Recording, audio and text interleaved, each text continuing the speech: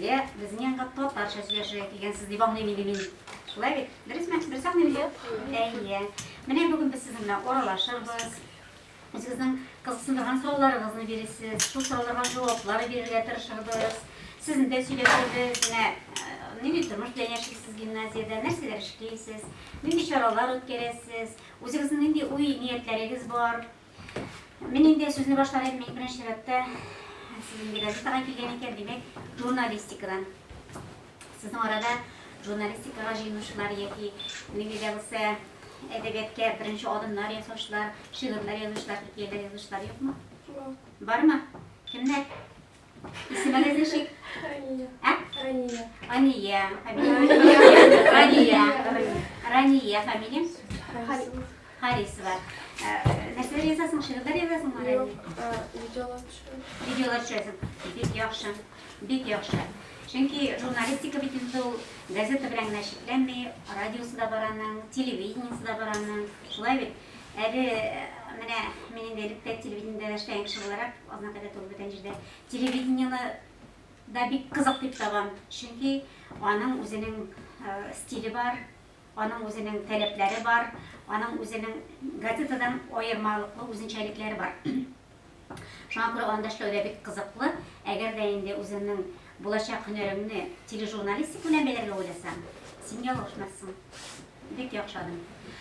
Менә сезнең инде һәркайсы гадәттә кеше бит инде ул үсмер чакта шигырьләр язып карый. Сезнең дә шигырьләр язганыгыз бардыр. Бармы? Болай гына үзегез өчен генә.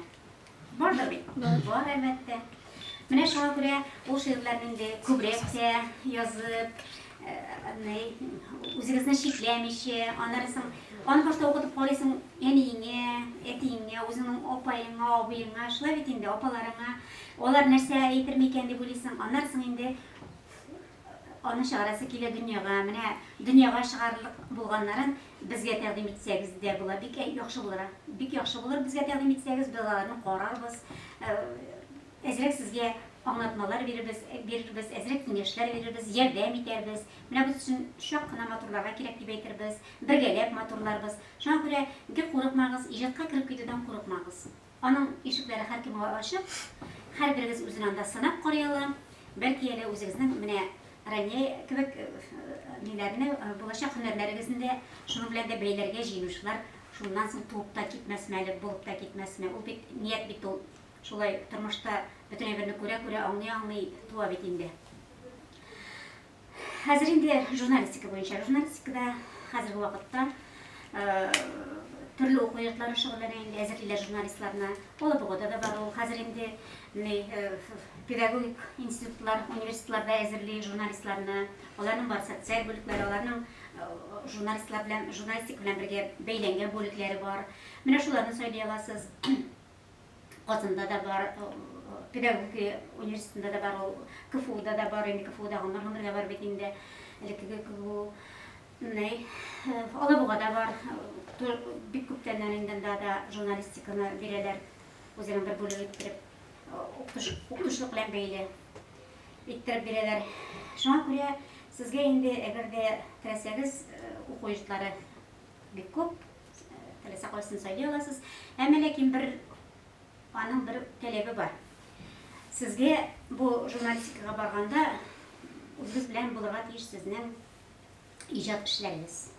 Иҗат эшләрегез тулы портфолио.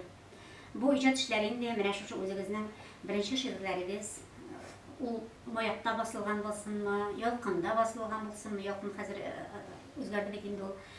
Ягъни Сабантуйга газетасында, журналында язылган булсын, мәктәп я гаилә журналында басылган булсынмы?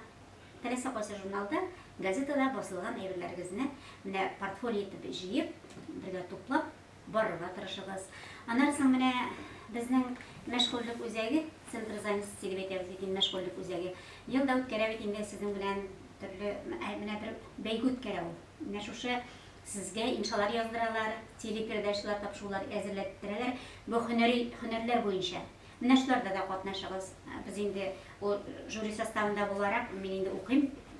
Килгән андагы язмаларны, килгән видео сюжетларны карыйбыз, без анда анализлыйбыз аларны, урыннар билгеләйбез. Менә шунда бик кызыклы гына язмалар очрап куя. Бик кызыклы язмалар очрап куя. Анда инде кайбырсында әтиәнинең дә кулы сизелә, анысы да бик әйбәт. Укытучыларның да кулы сизелгәннәре бар. Ләкин менә без барыбер өстенлек бирелә баланың үзенең, укучының үзенең фикеренә. Бала фикере белән олы кеше фикере бит инде ул аерыла һәм ул аерылырга да тиеш. Шуңа күрә күбрәк ул андый язмаларда, бәйгеләрдә катнашсагыз, үзегезнең фикерегезне әйтергә тырышыгыз. Үз фикерегез кирәк. Гомумән тормышта кешенең үз фикерле булуы яхшы. Шулай бит. Синең уйлаган әйбереңне әйтеп сала белү, ярып әйтеп сала белү ул зур нәрсә, һәм аңа бөтен кеше дә батырчылык та итәлми, ләкин итәргә кирәк. Шул вакытта гына шәхес булып формалаша ала кеше.